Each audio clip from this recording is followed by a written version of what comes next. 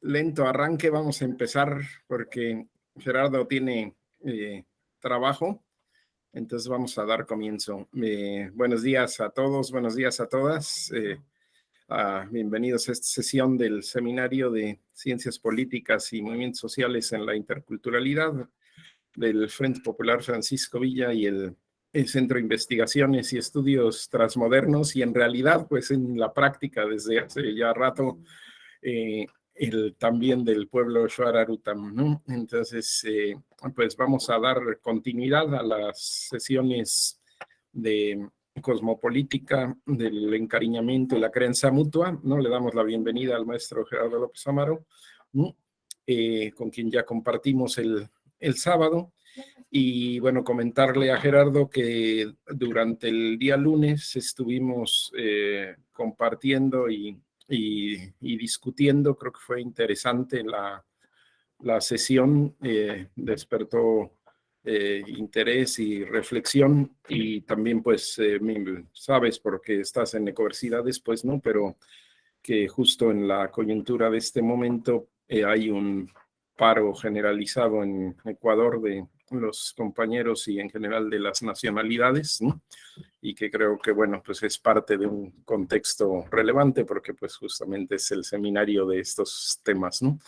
Y pues sin más te dejo la palabra. Voy a apagar mi cámara para estar aquí. Están los compañeros José y Erendir aquí.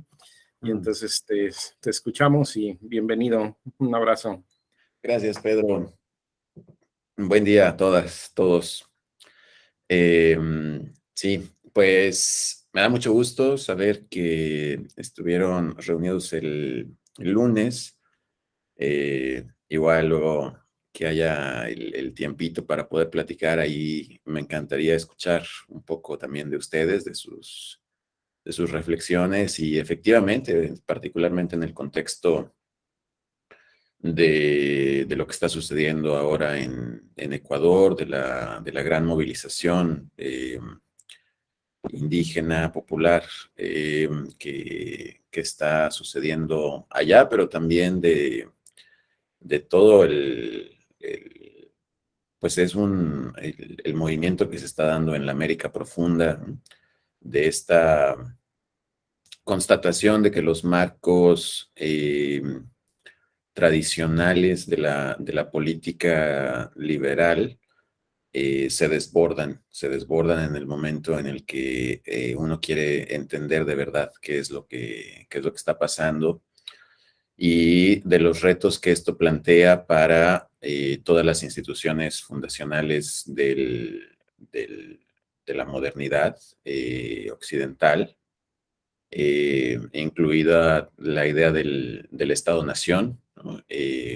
La idea del individuo, la idea de la escuela misma, y cómo pues la fuerza que se encuentra en la gente, en la práctica, en el territorio, en los territorios, es algo que está constantemente desbordando estos marcos tradicionales, ¿no? de una política basada en una visión muy estrecha de lo que es la vida, y de una visión basada básicamente en controlar y administrar, ¿no? Para la reproducción del capital, y no, como veíamos la sesión pasada, desde una visión cosmopolítica, desde una visión de política ontológica del territorio, de lo que es el cuidar las relaciones que constituyen ese territorio, y de incorporar también el elemento no solo social, sino también el elemento no humano o más que humano, ¿no? También de los otros seres que pueblan el territorio y que también son importantes, y de cómo entonces dentro de esta cosmopolítica, dentro de nuestro amigo Bayo Acomolafe lo llama el compostactivismo, ¿no? Como esta forma, esta sensibilidad que invita por una parte, a descentrar lo humano y esa idea de control, de esa narrativa de control que tiene lo humano como si fuera lo más importante. Eh, y por otra parte, también como esa sensibilidad o esa invitación a deshacernos, a reintegrarnos a la tierra, ¿no? A volvernos suelo fértil en ese proceso de transmutación, de alguna manera de reintegrarnos al ciclo de la vida, de aceptar esta invitación etimológica de lo humano, que en su raíz viene de humus, que es la tierra, que comparte esta raíz también con la humildad, que es también una eh, de las disposiciones necesarias del podernos sintonizar con este sueño de la Tierra, y que en esta cosmopolítica y en este postactivismo, con postactivismo, como le dice Bayo, eh, como si descentramos lo humano y no es lo único importante, ni, digamos, no es la única voz autorizada, ¿no? Y la palabra no es lo único que cuenta, porque le damos mucha importancia a la palabra por la forma de racionalidad en la que ha privilegiado la modernidad occidental.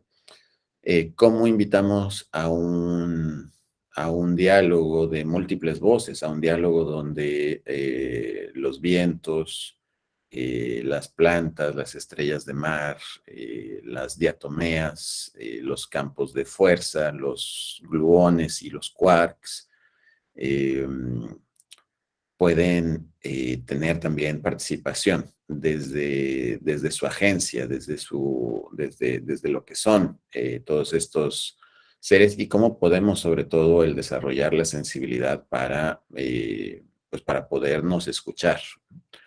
Eh, entonces, bueno, esta gran pregunta pues rebasa, como desborda los marcos de la política occidental, de una forma de entender el mundo y por lo tanto de vivirlo, y que a final de cuentas pues es lo que nutre los movimientos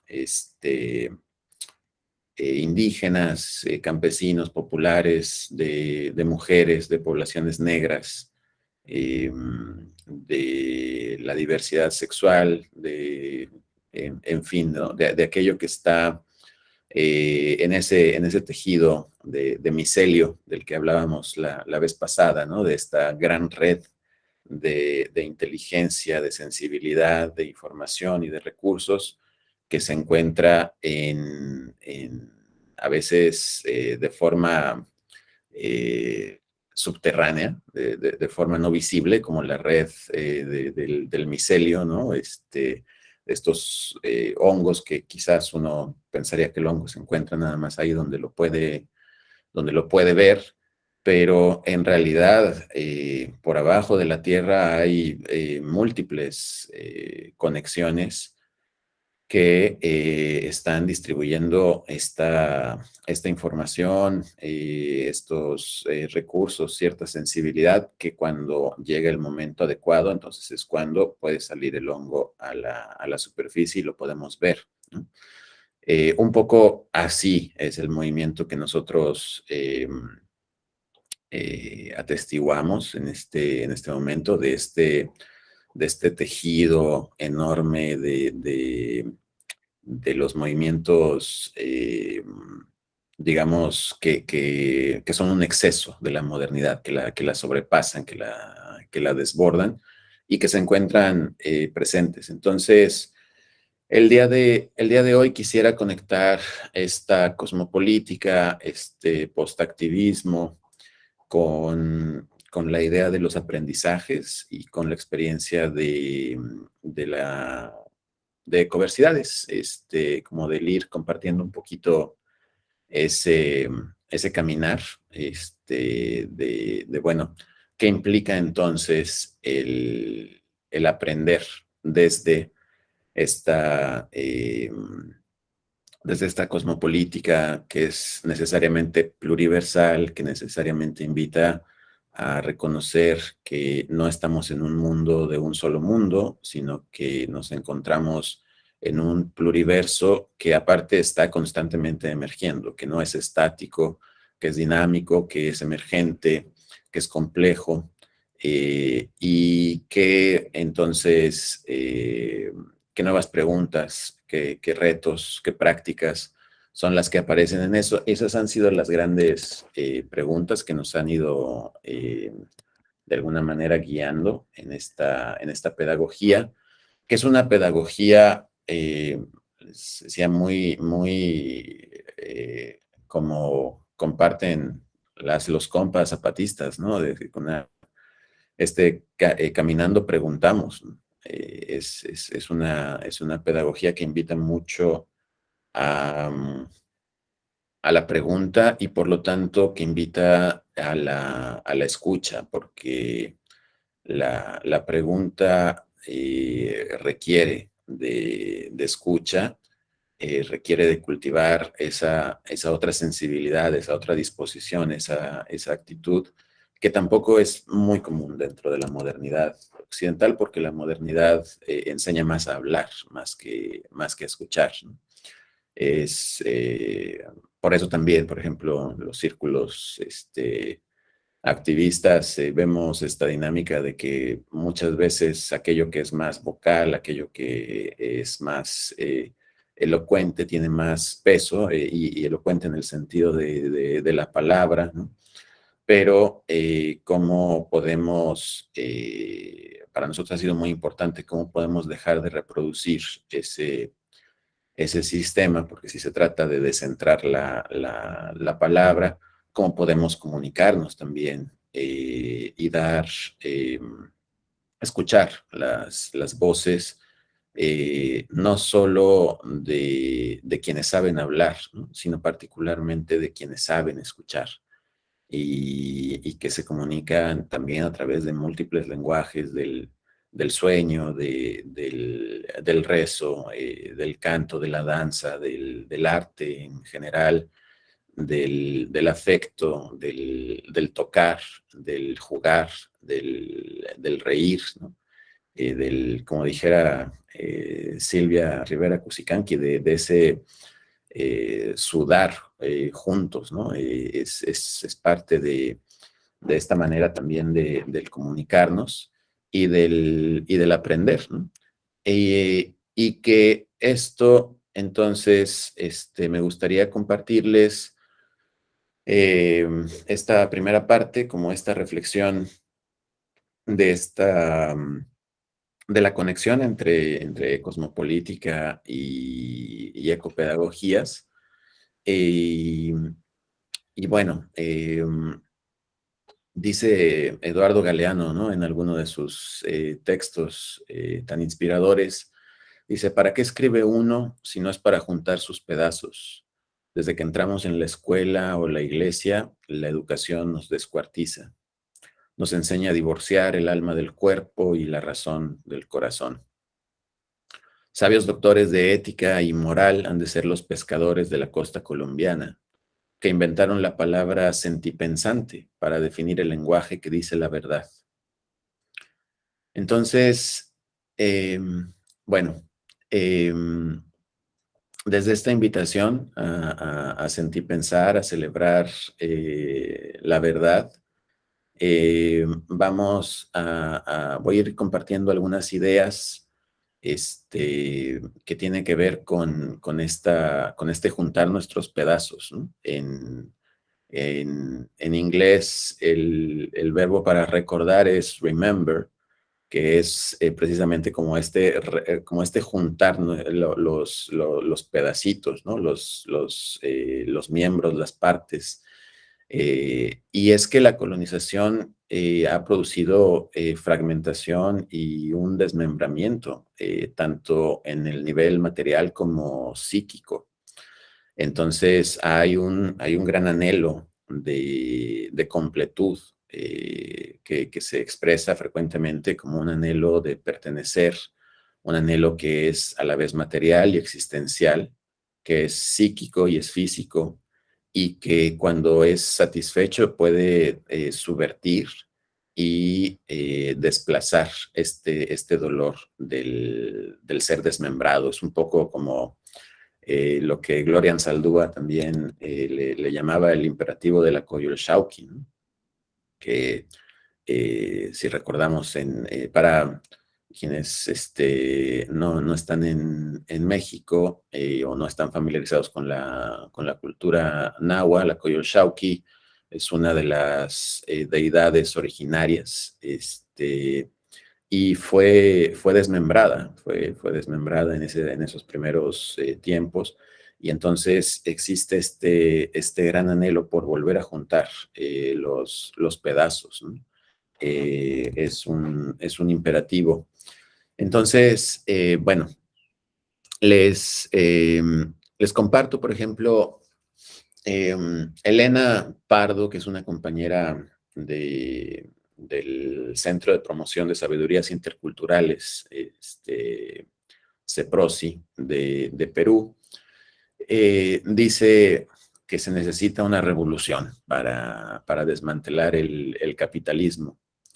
Sin embargo, ella no se está refiriendo necesariamente a una revolución que involucra guerrillas y el control del aparato del Estado. Eh, la profundidad de la transformación que se necesita va mucho más allá de eso y tiene que ver con esto que hemos platicado, con un horizonte político que emerge de la relacionalidad. Y algo que pueda poner en cuestión y deshacer, compostear, si aceptamos esta invitación, el compostear la colonialidad del ser, del conocimiento, del género y del poder, y que requiere un esfuerzo consistente para desmantelar tanto la economía política como las experiencias culturales y subjetivas del colonialismo interno en toda su complejidad y dimensiones. Entonces, estas luchas ontológicas, estas luchas por ser, estas luchas por reexistir, es decir, por ser, pero también por ser de una manera diferente en un tejido de vida que cuide precisamente la vida, y que pueda entonces poner atención a aquello que está en el corazón de las relaciones sociales, que es aquello del día a día, aquello del espacio de lo íntimo, de lo doméstico, de la intimidad, ¿no? Que es ahí donde se empiezan a generar muchas de estas dinámicas y relaciones de poder, y cómo podemos entonces, particularmente en nuestra región, que sabemos la relevancia todavía de estructuras machistas, tanto para hombres como para mujeres, que hemos sido socializados dentro de esa forma de entender las relaciones. ¿Cómo podemos evitar aquello que alguna amiga decía, que decía su abuela acerca de su abuelo, ¿no? Que era un conocido y prestigioso líder social, que decía, es que él es el Che en la plaza y Pinochet en la casa, ¿no? Entonces, ¿cómo, digamos, como ese espacio, ese juego, ¿no? Que no disociemos más lo público de lo privado tampoco. O sea, como ese rol público de liderar la revolución, la transformación, que sea también consecuente con esta política del nido, ¿no? Con esta política de lo íntimo, con el construir un hogar, porque de la forma como se construye el hogar y nos relacionamos en estos espacios del cara a cara, ¿no? Que puede ser el hogar, pero que puede ser también el colectivo, que puede ser la organización, que puede ser la red, ¿no? y cómo entonces vamos aprendiendo en este Caminando Preguntamos. Entonces, bueno, necesitamos encontrar narrativas, metáforas, símbolos, historias y teorías que toquen nuestros lugares, nuestros cuerpos, nuestras tripas, nuestras mentes. Entonces, ¿cómo creamos estos espacios de aprendizaje que permitan la activación política de la relacionalidad?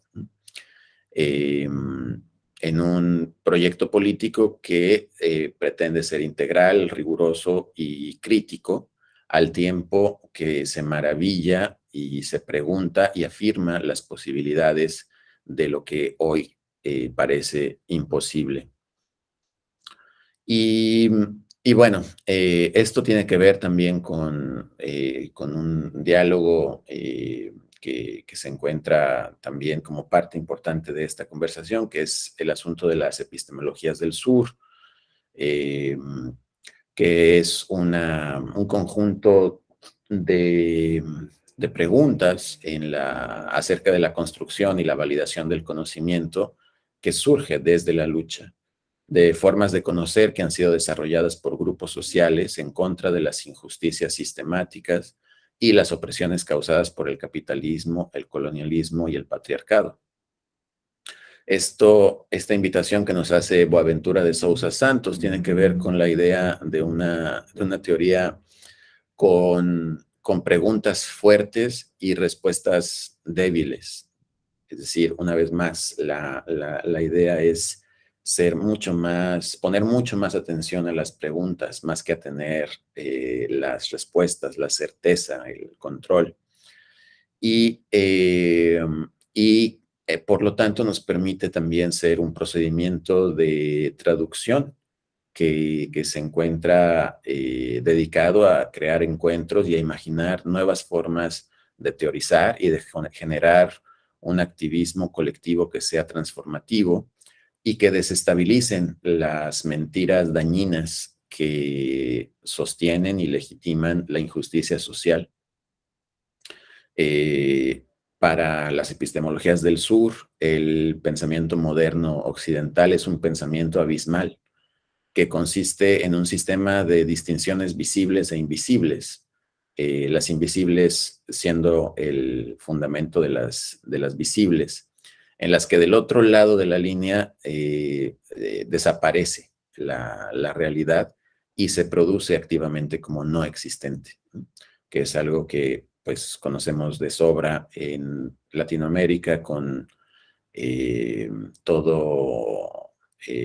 digamos, todo aquello que fue orientado a borrar la presencia de lo indígena, la presencia de lo popular, incluso, ¿no? Del construir formas de conocer como conocimiento que son válidas y que pueden ser enseñadas entonces en la universidad, y formas de conocer y de ser y de estar en el mundo que son llamadas supersticiones o supercherías, y en el mejor de los casos como cultura, ¿no? Que son quizás interesantes de aprender, que es como una cuestión más folclórica, como una cuestión más exótica, pero que no es conocimiento serio, ¿no? La típica, contaba siempre un amigo de la nación Blackfoot en Canadá, que tuvieron esta reunión con la universidad creo que fue de Alberta, allá en Canadá, y que les decían los encargados de la universidad: nos interesa mucho el poder generar un programa en conjunto con ustedes desde lo que son sus mitos. Y decía él: no, espérate, es que en primer lugar no le llames que son mitos, o sea, ustedes tienen una forma de conocer el mundo. Para nosotros, estas historias son nuestra forma de conocer el mundo. No son mitos en el sentido de que no son esto que es como menos que su sistema de conocimiento. Y si vamos a entrar en un diálogo, necesitamos entrar en ese diálogo en el cual no existe más este pensamiento abismal. Abismal en el sentido de que genera un abismo entre este abismo es la línea que separa lo válido de lo no válido, lo existente de lo no existente, lo legítimo y lo ilegítimo.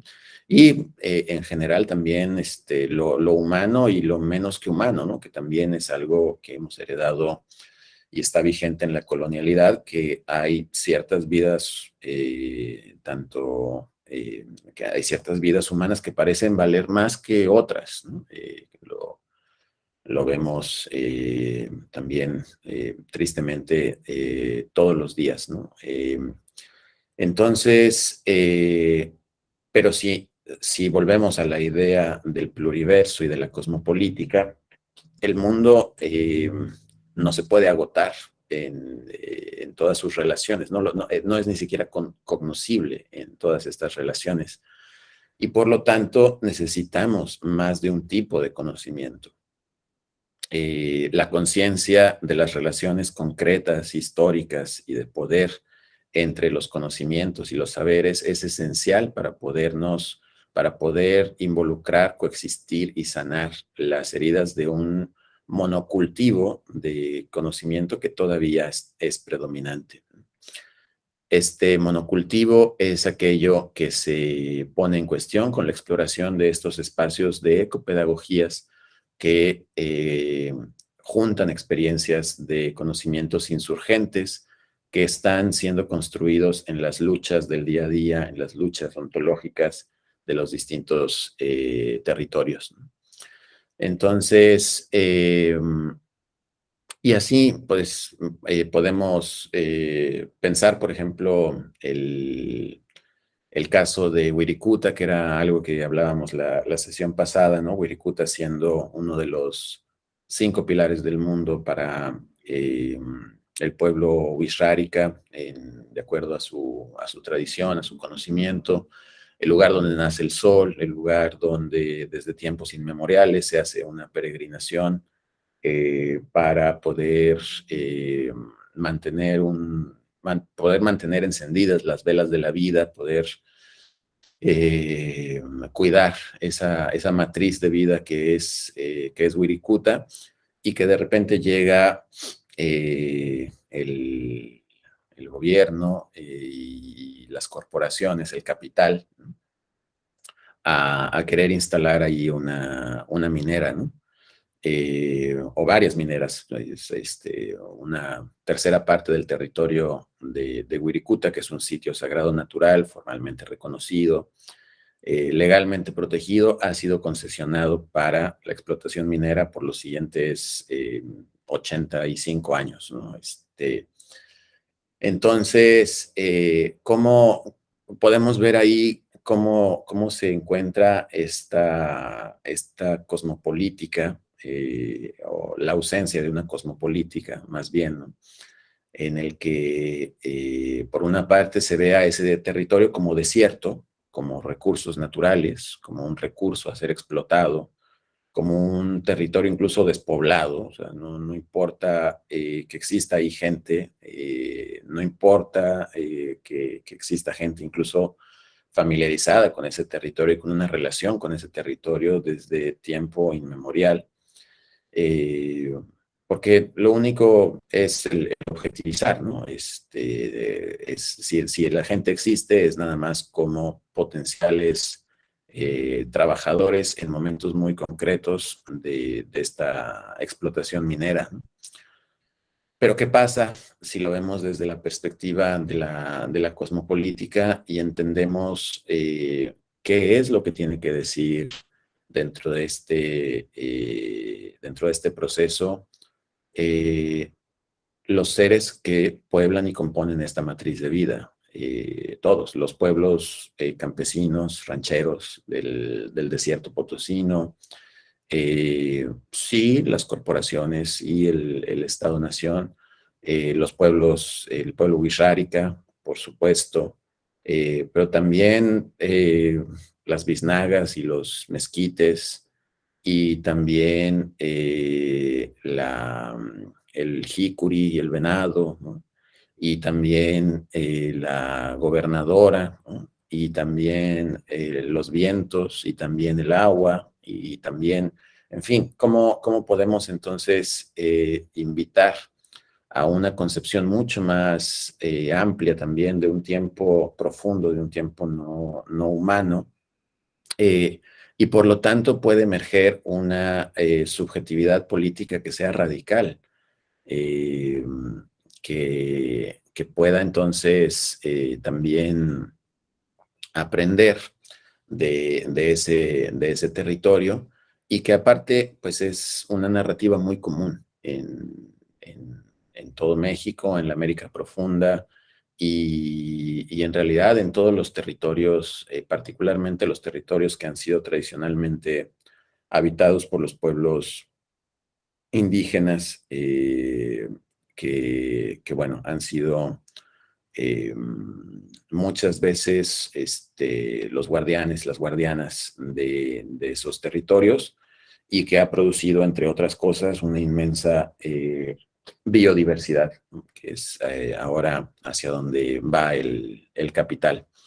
Entonces, bueno, les contaba de algo conectado con esto, que es el concepto de la ecopedagogía, eh, y es básicamente un concepto que invita a explorar las conexiones entre cómo el territorio está desplegando la dimensión pedagógica como un componente significativo de una ecología de prácticas y de la afirmación de la vida en los territorios.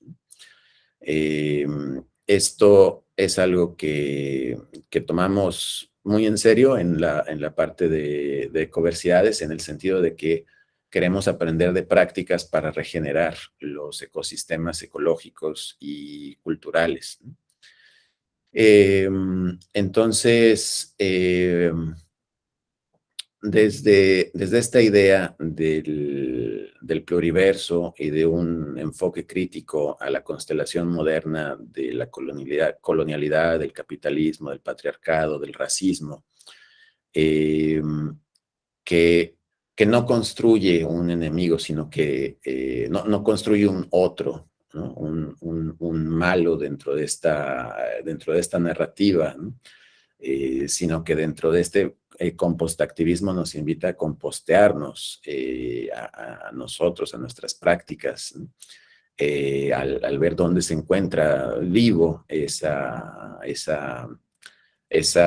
deseo, esa urgencia, ese aferramiento a controlar. Eh, ¿Cómo podemos entonces continuar este proyecto político? Y particularmente el entendernos cada uno de los espacios donde estamos, donde se encuentran ustedes, cada uno de los territorios donde cada uno de ustedes están, es un sitio de producción, de creación, de saberes, de sentipensares, de formas de ser y de experiencias de reexistir, que pueden proveer una crítica fuerte y que pueden brindar también medicina para el desmembramiento, para este dolor de la modernidad y de la colonialidad. Entonces, en América Latina tenemos tradiciones muy potentes de abordar estas preguntas. La educación popular es muy inspirada en Paulo Freire. Tenemos también toda la fuente que viene de Iván Illich, y como la idea de la convivialidad. Tenemos la investigación acción participativa de Orlando Falsborda, y tenemos también la decolonialidad, ¿no? Que son todas teorías que han estado dándole forma al cómo entendemos y hablamos de estos movimientos. Cada una, por supuesto, ha tenido su proceso de caminarse, algunas contradicciones, puntos ciegos, etcétera. Y bueno, esto que hemos estado platicando en estas dos últimas sesiones tiene que ver con, perdón, tiene que ver con esta ecología política, ¿no? Esta cosmopolítica. Y entonces la idea de los cruces entre lo pedagógico y el territorio es muy, muy importante para poder entendernos en tanto esta idea del ayu, ¿no? De lo que decíamos, de un tejido vivo de relaciones que están marcadas por la reciprocidad, por el encariñamiento y por la crianza mutua, ¿no? Eh, y cómo podemos entonces el poder también dentro de esta cosmopolítica en la cual las galaxias y las estrellas y los átomos tienen esta participación, ¿qué podemos aprender de ellos y de este viaje que se encuentra presente en cada uno de los territorios donde nos encontramos situados y situadas? Entonces, bueno, desde estos conocimientos rebeldes, inconformes, emergentes, que volvemos a la idea de que no es solo el conocer, sino que es el conocer, es también el sentir pensar, ¿no? Que es también el corazonar, que es también el co-crear el mundo, que es también el respirar el mundo, que es también el, el, el desplegar el universo mismo, ¿no? O el pluriverso, para ser más, más claros de la magnitud de lo que estamos haciendo, de lo que cada una de nosotras está haciendo en este viaje que llamamos vida.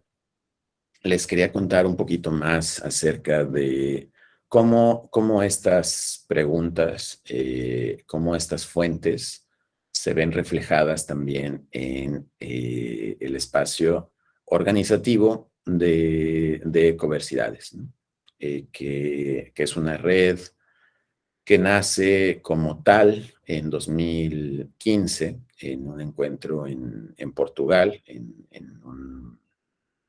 una ecoaldea que se considera a sí misma un biotopo de sanación, que se llama Tamera, y que está animada por este proyecto de imaginar de manera diferente el aprendizaje y la educación para apuntar a la regeneración no solo del ecosistema, entendido de manera occidental en tanto a las relaciones, ¿no? Ecológicas, sino también de incorporar lo humano y de incorporar también lo más que humano, estos otros seres que también pueblan los territorios, eh, que tienen que podemos entonces el generar un espacio colectivo de aprendizaje que se lo tome muy en serio. ¿Por qué? Porque necesitamos urgentemente parar esta situación de degradación ambiental, de profundización de las desigualdades, de la sexta extinción masiva de especies, del extractivismo que está en los territorios. Es decir, son preguntas que tenemos todos los días en la puerta de nuestra casa. Ahí está la contaminación, o está la inseguridad, o está la carestía de la vida, o está la minera con el extractivismo, o están los manglares siendo devastados, o el bosque siendo talado, o la tierra siendo secada. En fin, son preguntas que nos interpelan en la vida diaria.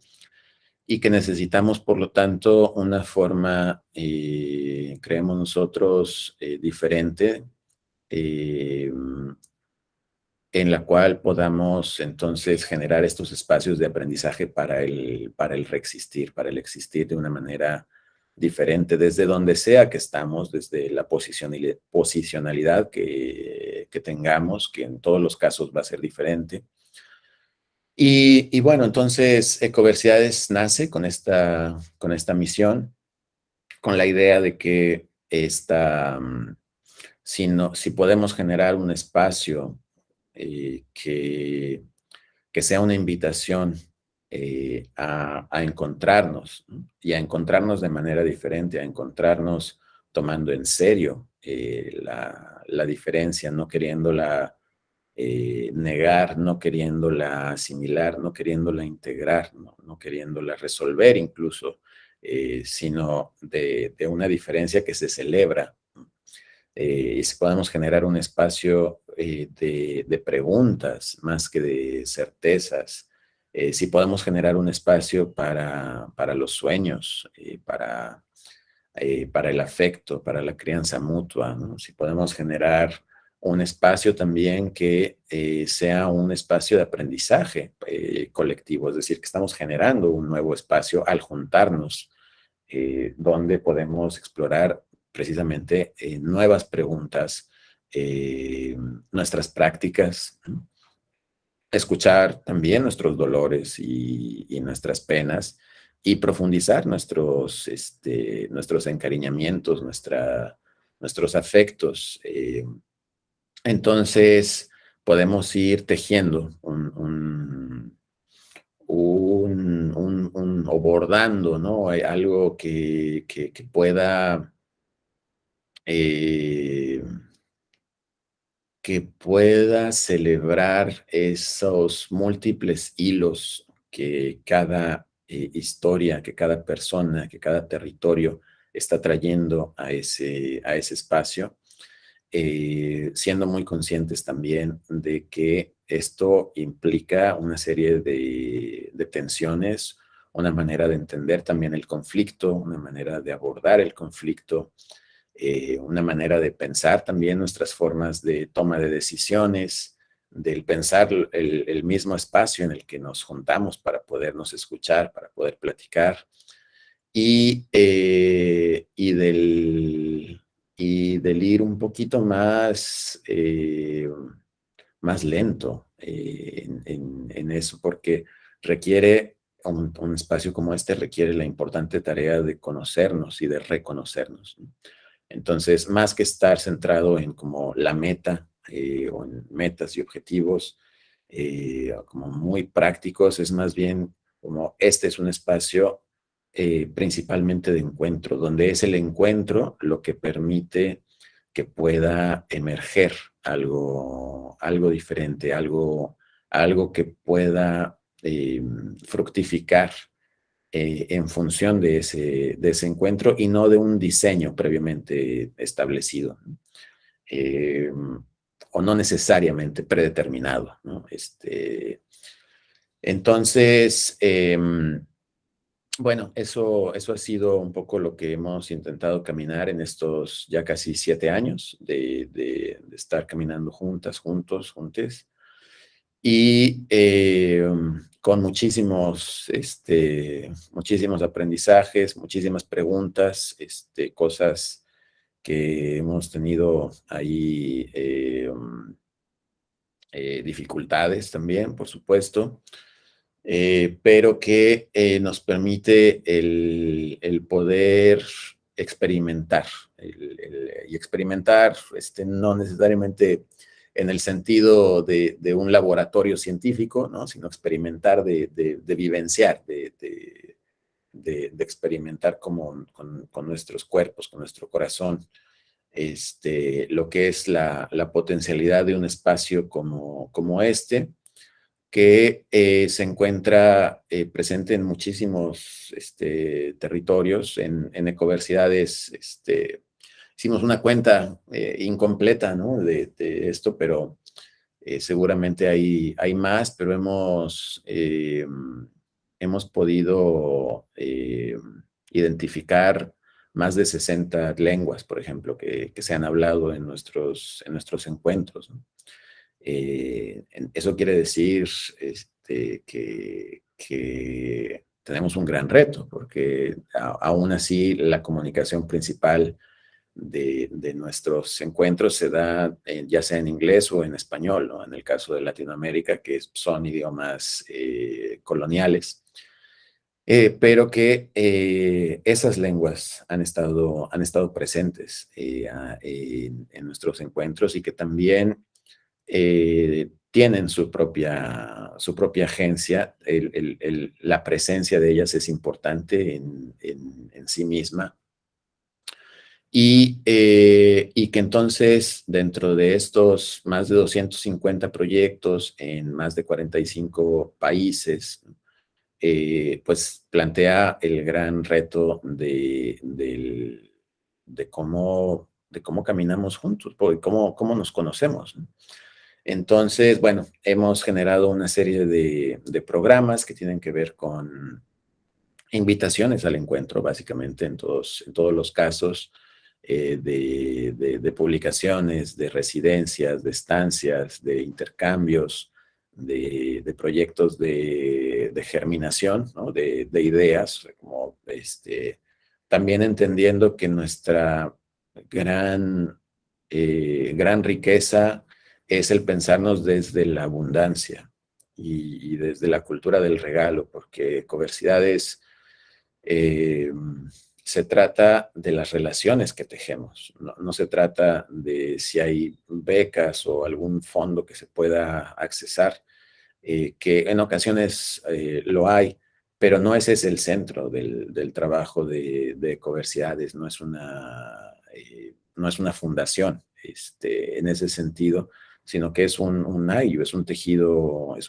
vivo de encariñamiento y de crianza mutua, en el cual la abundancia y la economía del regalo es lo fundamental. Entonces, dentro de este proceso del germinador, cómo se puede apoyar a iniciativas que apenas están germinando, que son emergentes, y que pueden compartir, por ejemplo, ciertas preguntas o ciertas prácticas o ciertos retos que otros espacios pueden compartir desde su vivencia, no como recetas, no como algo dado, predeterminado, sino como desde esa humildad de lo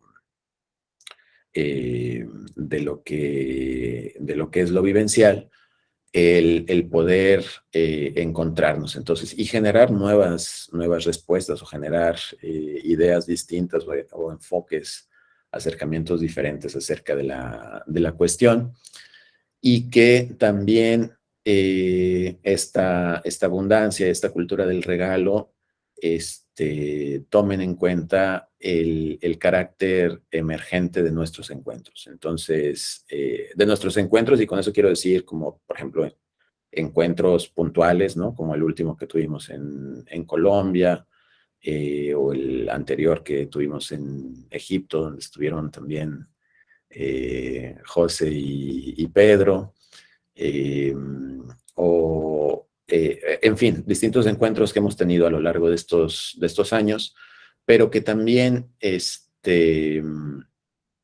sea el encuentro de como esto que estamos haciendo ahora, este encuentro, y cómo podemos honrar entonces lo emergente del espacio al poder, por ejemplo, los encuentros que generamos siempre tienen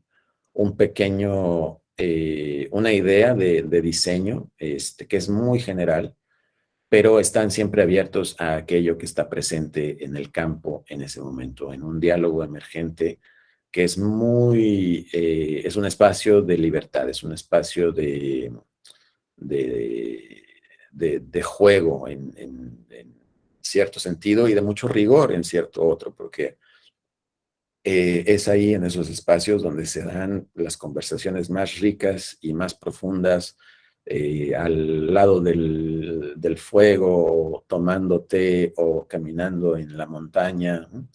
O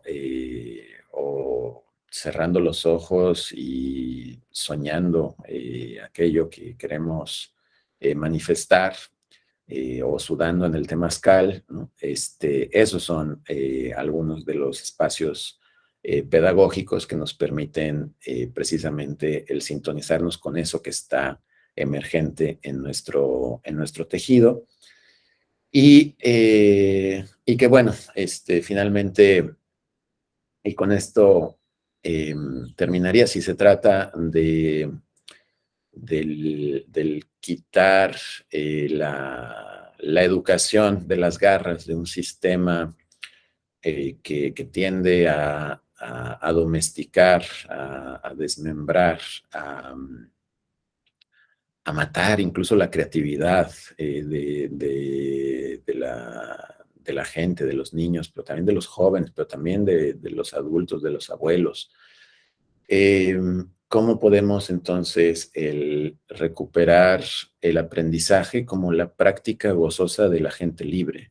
Esa es un poco como la pregunta que nos anima, y que es una pregunta que se responde todos los días, ¿no?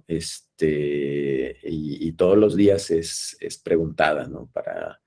Porque no va a tener una respuesta definitiva, porque en el caminar van a salir nuevos elementos, nuevas dinámicas, vamos a ser conscientes de nuevas contradicciones.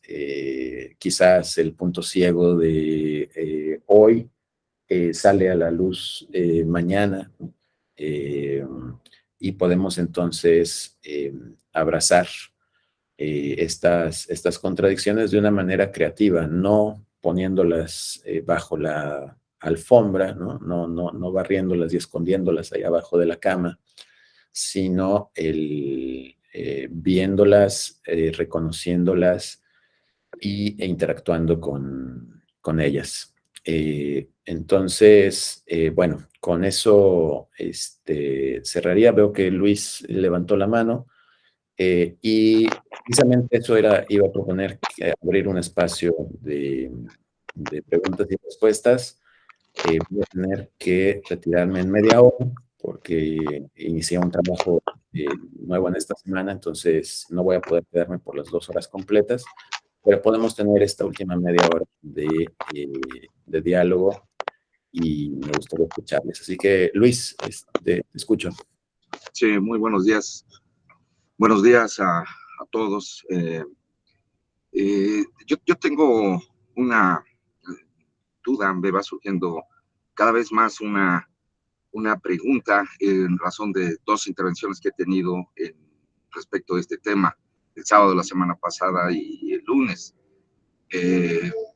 puesto que como muchos de los compañeros que estamos en el grupo, vivimos en ciudades, algunos en Ciudad de México, una de las mayores ciudades del mundo, una de las mayores concentraciones humanas de la historia del mundo.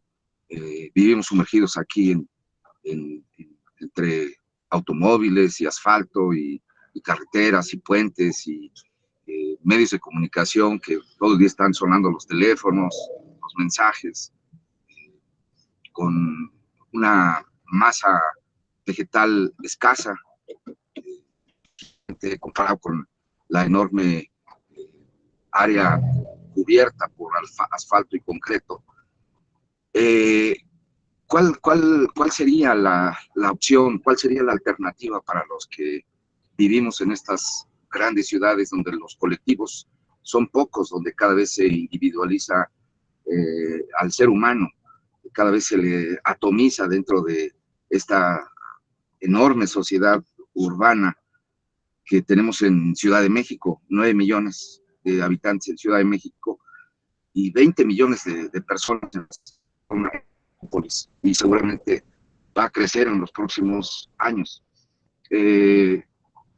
Es evidente que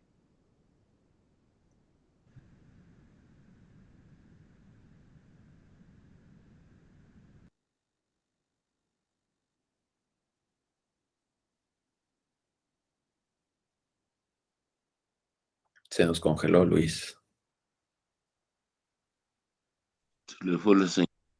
Pero creo que en general planteó el asunto, ¿no? Sí, sí, sí. Bueno, pues esperando que pueda ahí reconectarse pronto Luis. Yo compartiría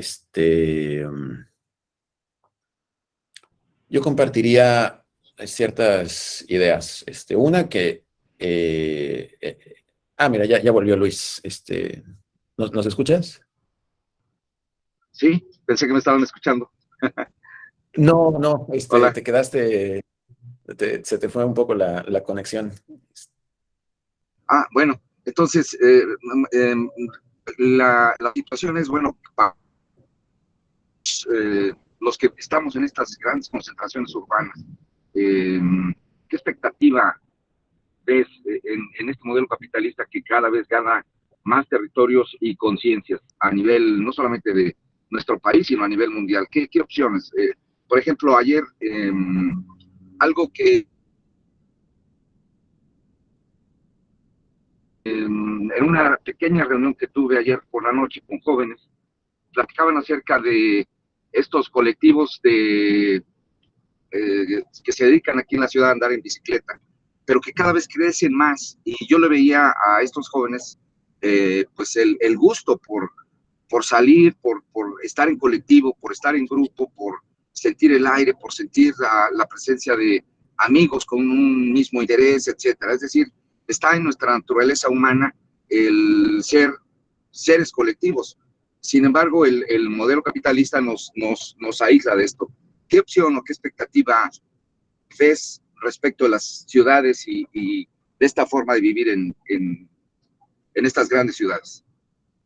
Sí, gracias Luis. Qué pregunta tan bonita e importante, porque es justo la pregunta que me anima a mí también, de cómo aquellos que vivimos en los mundos liberales podemos activar políticamente esta relacionalidad y generar estos espacios de compostactivismo, de cosmopolítica, de donde podamos precisamente el generar este tejido de relaciones de cariño, de crianza mutua, porque pues eso es algo que es urgente, ¿no? El poder hacer ese tejido en nuestros territorios, donde sea que estemos. Entonces, ahí yo diría, el poder del gozo. Creo que es importante el situar lo gozoso como una guía, porque eso está conectado al deseo. Les decía, o de la importancia de generar espacios de aprendizaje entendidos como los espacios gozosos de la gente libre, de la gente en libertad. Entonces, aquellos espacios que resulten gozosos y libres, sean colectivos, es un buen indicador de por dónde va la cosa. Y de cómo se ve eso concretamente, pues dependerá mucho de la fascinación de cada quien, ¿no? Tengo un amigo ahí en la Ciudad de México que tiene, para mí, la misión más complicada de vida. Y él, por ejemplo, su motor de vida y aquello que le da el impulso todos los días es que dice, yo quiero lograr que en la Ciudad de México no exista un solo baño conectado al drenaje. O sea, él tiene la idea de los baños composteros. Y él se imagina que puede hacerlo en la Ciudad de México, que es donde vive él. Claro, esto es una tarea monumental, monstruosa, pero él ha estado generando esos procesos a nivel, por ejemplo, barrial, a nivel de su cuadra, ¿no? Y es algo que ha ido generando muchísimas experiencias, no solo de gente que ha cambiado su excusado de agua, ¿no? Por su bañito compostero, o lo que conocemos popularmente estos ámbitos como el cacajón, ¿no? Sino también incluso de sistemas de recolección, de compostaje, de huertos comunitarios que ya se están haciendo con frutales, que están siendo abonados por esta composta. Pero bueno, ahí puede ser para nosotros en universidades siempre muy enfáticos en la invitación, o sea, el unirse a tomar un café y a platicar de algo que se encuentra ahí presente, el compartir la comida, ese es un espacio ecoversitario. Se está generando ahí una cierta relacionalidad y hay algo emergente que está presente en el campo, ¿no? Entonces, puede ser desde el cultivar ahí el huertito en los 2 metros cuadrados que podamos tener, o no, el poder salir a rodar, efectivamente, el poderse organizar un seminario como esto, es el ofrecer una comida, el estar ahí en la cuadra, el poder generar un espacio de meditación y de pausa para poder salir del ruido y la energía agitada de la ciudad. En fin, las posibilidades son infinitas y cómo podemos pensar que cada uno de esos espacios es único y es importante. O sea, no es menor el generar ninguno de estos espacios, ¿no? Y que a partir de ahí está contenido pues el universo todo, porque ese es el universo conociéndose a sí mismo. Entonces, con humildad, pero también con confianza de que eso es importante y de que la ecoversidad que se da en la cochera o la ecoversidad que se da en la cocina o la ecoversidad que se da en el parque público, esa es importante. Entonces, valorar eso, cada uno de esos espacios como algo que está activando políticamente esta relacionalidad en un tiempo como más profundo. Eso es lo que compartiría contigo, mi Luis. Y veo que Raúl ha estado levantando también la mano. Sí, gracias. Buenos días, profesor. Buen día. Creo, es muy profundo en estas sesiones que hemos tenido con usted. Tal vez no, en el Frente Popular Francisco Villa no nos habíamos dado cuenta que estábamos indirectamente trabajando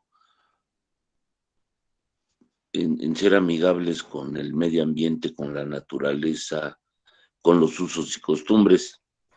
Hasta el arquitecto Luis hace un momento hizo una pregunta y él ha sido perdón, la palabra es, él ha sido el arquitecto de nuestras grandes construcciones y una manera de cómo nosotros aportamos ese contacto con lo que nos rodea es con las grandes áreas que hemos dejado para la reforestación, para el huerto, para el temazcal.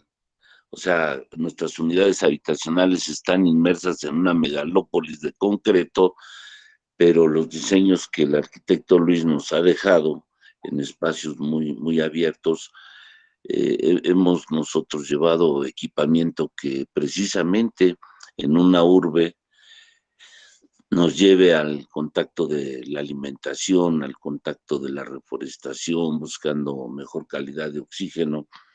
Y en la Ciudad de México hay zonas muy importantes donde hacen falta más ecoproyectos que podamos desarrollar.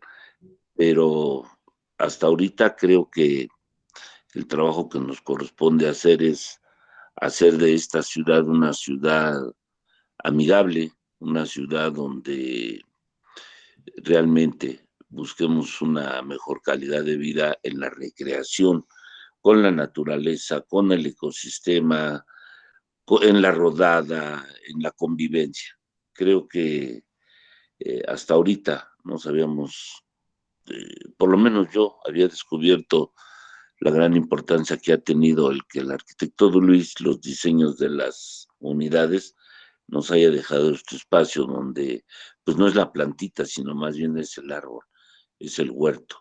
Es que la tercera edad, como nosotros llamamos, desarrollen ellos mismos los huertos que tenemos. Es la opinión que yo quería expresar, profesor.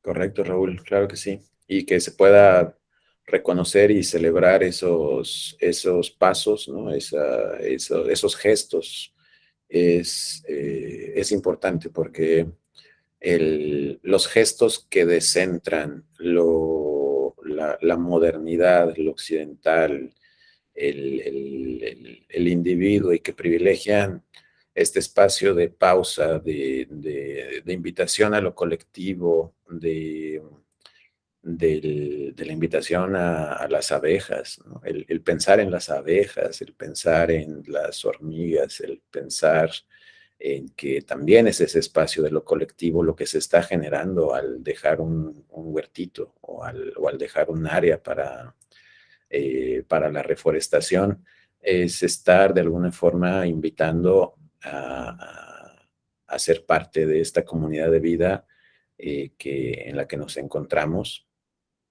incluso en medio de la ciudad monstruo, donde sea que estemos, ahí está también. Y somos naturaleza también. La naturaleza no es algo que está fuera de nosotros, ¿no?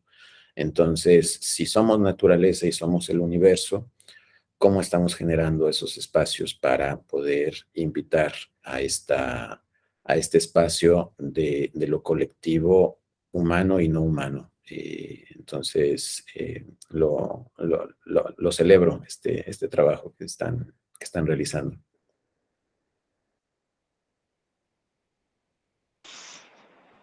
Verás, si me das la palabra. Sí, Pedro, claro. Bueno, pues yo creo que podemos pensar mucho aquí en el seminario y contigo, ¿no? Aprovechando estos minutos. Yo creo que la pregunta de Luis es muy importante, ¿no? Cómo pasamos de la escala pequeña, ¿no? A la escala global, ¿no? Y bueno, pensando en voz alta ahorita en la emergencia, yo creo que de lo que se va planteando, podemos en cualquier espacio proteger lo que tenemos, ¿no? O sea, por un lado, al menos de manera pasiva, pero todas y todos habitamos un territorio, ¿no? Entonces, ¿cómo hacemos que ese territorio se proteja y en su caso se regenere, ¿no? Y proteger también no solo quienes están ahí, sino las sociedades, las comunidades, los ámbitos de libertad y de prácticas de coloniales y fuera del capitalismo que tenemos, ¿no? Como surgió pues la libertad de la negritud, surge en el Palenque, ¿no? Se fugan, digamos, de la colonialidad y van estableciendo los pequeños reductos de población negra liberta, ¿no? Entonces, como tenemos conciencia de todo este tejido mundial que revelas en ecoversidades, ¿no? Y vamos haciendo que crezca, ¿no? La otra es como acentuar esta dimensión de la cocreación que pues en la izquierda tradicional de todo el siglo XX acarrea este problema bien grave del sectarismo, ¿no? O sea, y cómo co-creamos en dos maneras, al menos a mí se me ocurre que hemos visto y que parecen funcionar. Una que no puede quedarse ahí, pero que en algún momento es como las burbujas, ¿no? O sea, burbujas donde se funciona de otra manera, que nunca están aisladas porque siempre tienen multitud de conexiones y se atraviesan por el mismo capital también, ¿no?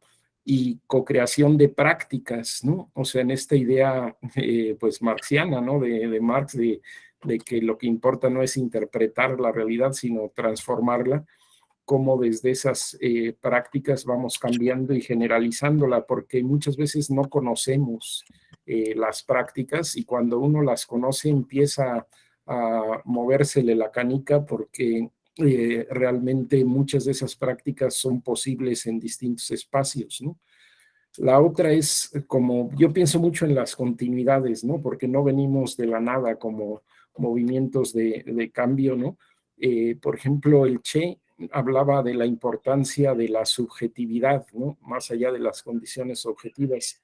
Y cuando se hizo la Revolución Africana, pues África con Amílcar Cabral y otros, ¿no? Decía que el fermento del cambio es la cultura, ¿no? O sea, realmente esa transformación nace en el movimiento cultural y lo que dices de la pedagogía, yo creo que no está sistematizado, todavía me imagino que gente como tú está sistematizando, ¿no?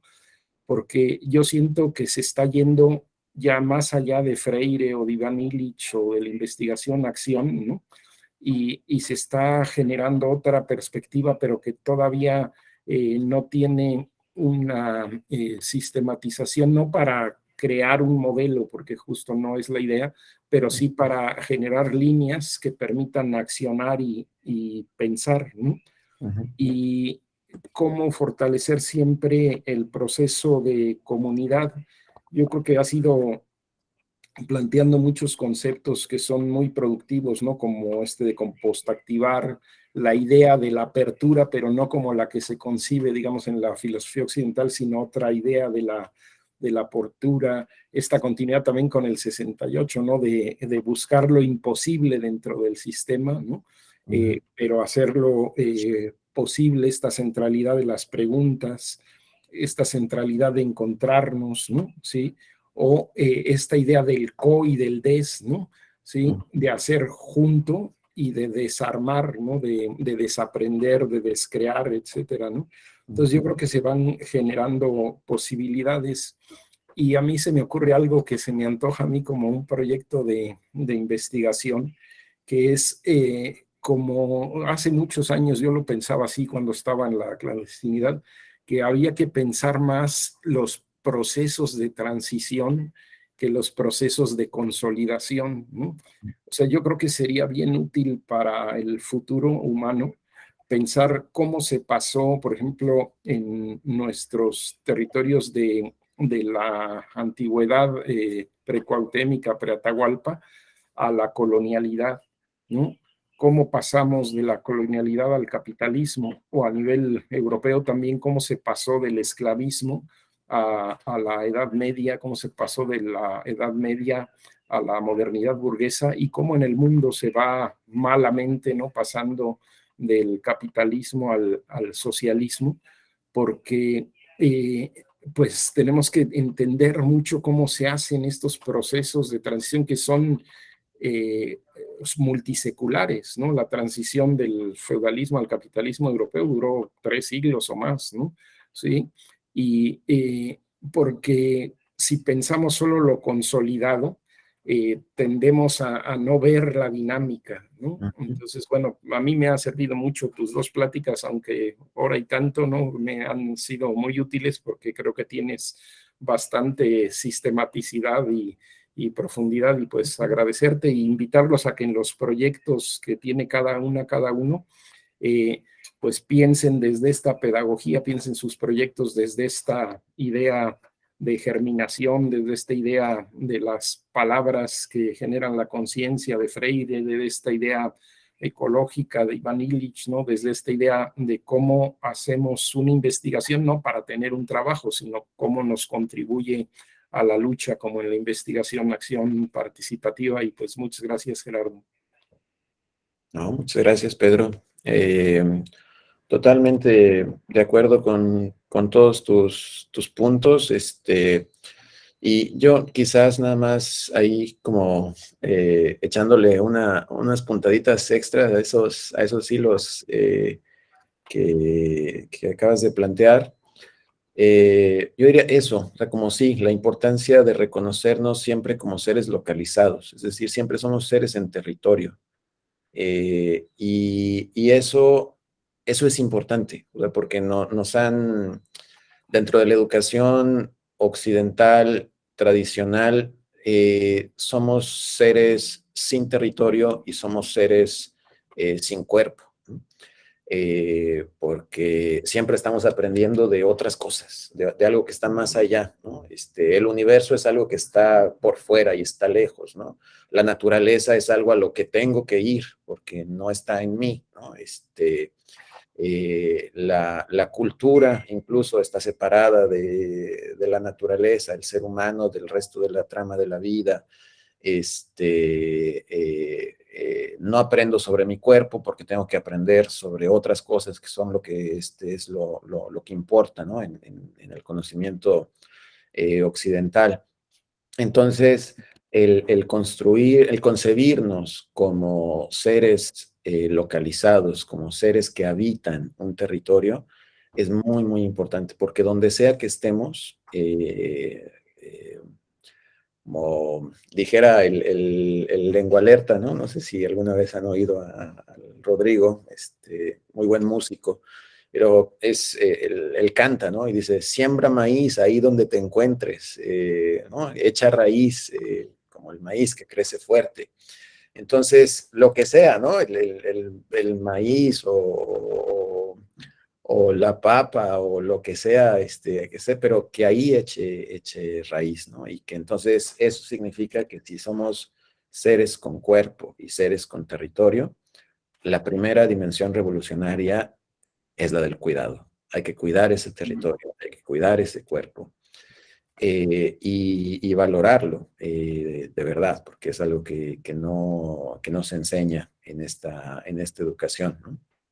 Y por otra parte, como dentro de esto que decías tú como de las viejas tradiciones de izquierda y ese sectarismo, yo añadiría como dentro de este asunto de las identidades, si nos planteamos seriamente la idea de las preguntas más que de las respuestas y de las posibilidades más que las certezas, tenemos mucho, mucho más terreno en común, porque entonces se puede abandonar o descentrar un poquito o pausar, suspender momentáneamente, ¿no?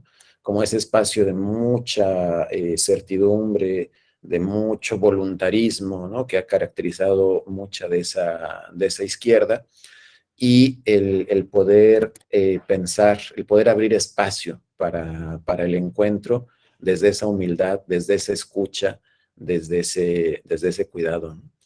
Y finalmente sobre la transición, sí, súper importante lo que dices, tanto esta dimensión histórica que mencionas como de la transición en la que nos encontramos actualmente.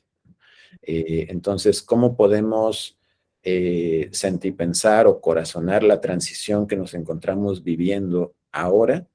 Es absolutamente fundamental, porque ahí está la posibilidad precisamente de lo nuevo. O sea, nos encontramos en un punto crítico de quiebre. Entonces, estas grietas, estos pequeños espacios de libertad, ¿no? Estas pequeñas zonas autónomas, territorios liberados, ¿no? Son muy, muy importantes para poder generar ese fermento, esa semilla que brote, que germine hacia algo diferente. Y veo que Luis levantó su mano. ¿Quién sabe si la levantó o se le quedó levantada? Ah, ya, claro, puede ser. ¿Alguien más que quiera compartir? Quedan ya 5 minutitos. No sé si alguien más quiere compartir, preguntar. Adelante. Ah. Luis, ¿tú quieres hablar o no? Yo. Tú, Raúl, adelante. Sí, nada más quisiera yo concretar mi intervención. Aquí en la Ciudad de México el gobierno tiene programas que son muy interesantes. Pueden no ser ambiciosos, pero creo que si seguimos aplicándolos, como los programas de los huertos, la hidroponía, creo que el mantener vigentes usos y costumbres con la tercera edad principalmente, porque es muy renuente jalarse a los jóvenes. Los jóvenes como que acá en la ciudad andan en otra dinámica y no se dan cuenta de la importancia que tiene el sumarse a actividades recreativas, actividades ecológicas, pero creo que con todo lo que se ha aprendido con usted, profesor, creo que ahora se hace más importante concretar todos estos proyectos y máxime las facilidades que tenemos de que el gobierno nos otorgue, digamos, recursos que nos permitan hacer el desarrollo de los huertos para la alimentación. Gracias. Gracias, Raúl. Hola. Es lo que yo... Hola, Luis. Sí. Bueno, pues yo nada más para cerrar, yo sí considero que es un reto enorme para los que estamos aquí en la ciudad. Es un reto gigante realmente poder tratar de restarle esa fuerza, ese poder que los medios de comunicación nos están cada vez impulsando a llevar una dinámica de aislamiento entre las personas en las grandes ciudades, donde se concentra la mayor cantidad de población los fines de semana para disfrutar un día de descanso, 2 días de descanso, sábado y domingo, es en los centros comerciales, por ejemplo, ¿no? Los centros comerciales están abarrotados de gente que en las alcaldías pobres de la Ciudad de México, Iztapalapa, Tláhuac, solamente se concentran para comprarse un helado, para comprarse una playera, cosas menores. Pero a los grandes capitales les interesa porque no es uno el que compra, sino son miles de personas que compran, aunque sea un helado, o van a mirar y desear cosas que muchos no podrán siquiera plantearse la posibilidad de poder comprar. Entonces, ¿de qué manera las organizaciones sociales podemos contrarrestar esta situación? Bueno, lo primero es tener conciencia de ello, y gracias justamente al seminario, pues hemos ido adquiriendo, creo yo, los compañeros de nuestra organización y muchos otros compañeros que hemos estado en él, hemos ido adquiriendo una conciencia distinta de cómo son o cómo deberían de ser, bueno, cómo es la realidad, nuestra realidad, más allá de este individualismo que no nos deja ver más allá de nuestra nariz prácticamente, ¿verdad? Y nos empieza a abrir un mundo distinto. Entonces, es un gran reto en el cual las organizaciones tenemos que intervenir. Si fuimos organizaciones promotoras del acceso a la vivienda, tenemos que ir más allá. Y las organizaciones sociales debemos entender que nuestra labor no puede limitarse solamente a seguir obteniendo vivienda, sino que tenemos que ir al territorio, para empezar, el que está alrededor de nuestras unidades habitacionales, para mejorar una calidad de vida, para intentar lograr un buen vivir dentro de la problemática que significa vivir en estas enormes ciudades como es la Ciudad de México. Entonces, yo creo que es el momento en el que importante, clave para la Ciudad de México y para el movimiento social, que con nosotros o sin nosotros tiene que surgir precisamente como pues algo que como seres humanos tenemos la necesidad de ligarnos nuevamente con nuestro entorno natural, de no seguir dañando a la naturaleza, de protestar enérgicamente por el maltrato que se le da a las selvas, por el maltrato que se le da a nuestras montañas y a nuestros bosques, al agua. El último proyecto de gobierno de la ciudad, por ejemplo, implica traer de nueva cuenta desde el estado de Michoacán este líquido vital para poder alimentar a este monstruo que no se detiene y que por el contrario cada vez lo nutren más y crece más como una enorme amiba que todo lo devora. Entonces, tener conciencia de este tipo de situaciones es un gran paso. Hacerlo colectivo, colectivizar el conocimiento que se nos ha brindado en este seminario, pues es lo que sigue. Y retroalimentarnos a nuestro interior, recomponernos o reconstruirnos, o deconstruirnos primero para volvernos a construir como organizaciones sociales, yo creo que es En este momento la parte más importante es el gran reto que tenemos para estar de nuevamente con la gente, no digamos a la vanguardia, pero sí al menos con la gente para que podamos responder a las necesidades vitales que todo ser humano merece y poder luchar en contra del enemigo común que es el gran capital dentro de las ciudades. Ese es mi comentario. Gracias. Gracias, Luis. Ya es el tiempo para Gerardo, entonces no sé si quiere plantear una cosita, Heréndira, breve, y ya que cierres, Gerardo, por favor. Muchas gracias. Sí, claro que sí. Buenos días, compañeros y compañeras. Agradezco al profesor Gerardo. Un abrazo muy profundo desde aquí, desde las tierras michoacanas. Jarácuaro presente, yo soy de Jarácuaro. Bueno, son dos cosas. La semilla urbana y la semilla rural.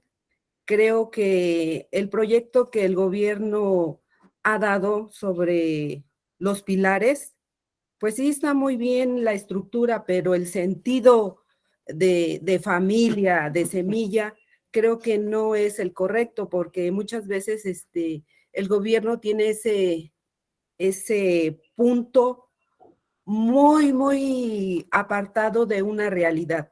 Entonces, el compromiso es que nosotros como familias, como comunidad, como madre de familia, como hermana, como hija, tenemos ese compromiso moral de ir sembrando nuestra semilla en nuestras comunidades y principalmente es educación.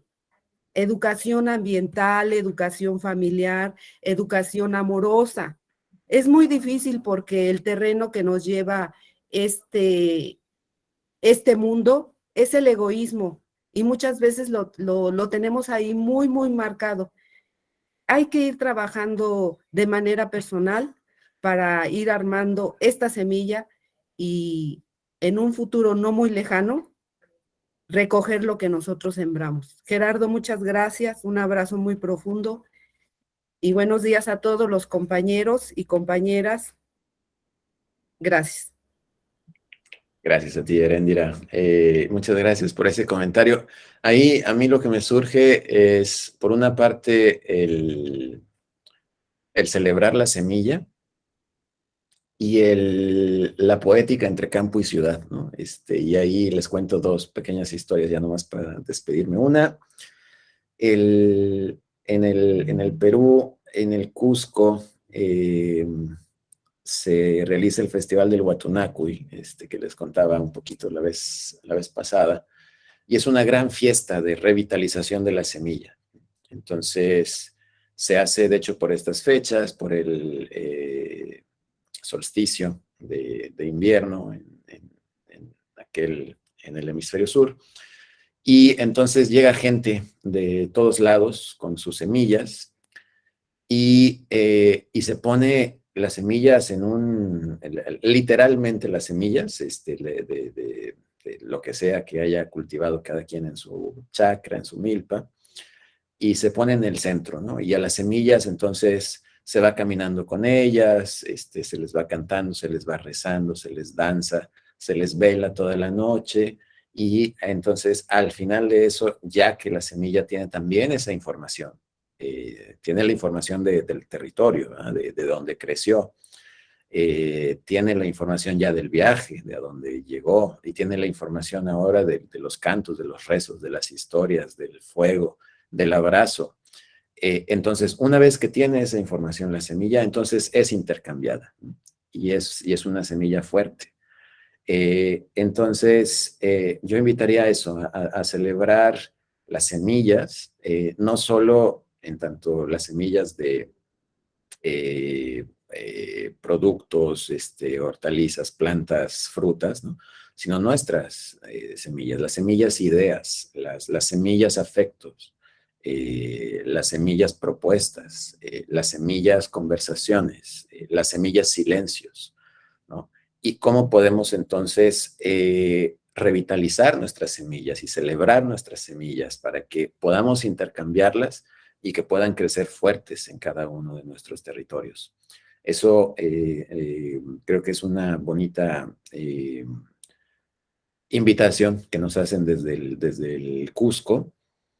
Y por otra, terminar, ahora tuvimos el tercer encuentro de coversidades de América Latina en Medellín, otra de estas ciudades monstruo con sus procesos también muy fuertes de dolor, de lucha, de violencias.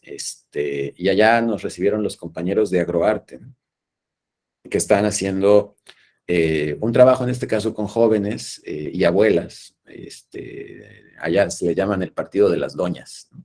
Entonces, con el Partido de las Doñas, que son abuelas que viven en los barrios, y los jóvenes a través del hip hop están haciendo hip hop agrario, ¿no? Y entonces es el espacio en el que los jóvenes pueden encontrar su voz, contar otras historias, ver sus propias historias desde una perspectiva quizás diferente y nueva, cuando se da esa oportunidad, cuando se brinda ese espacio de aprendizaje libre.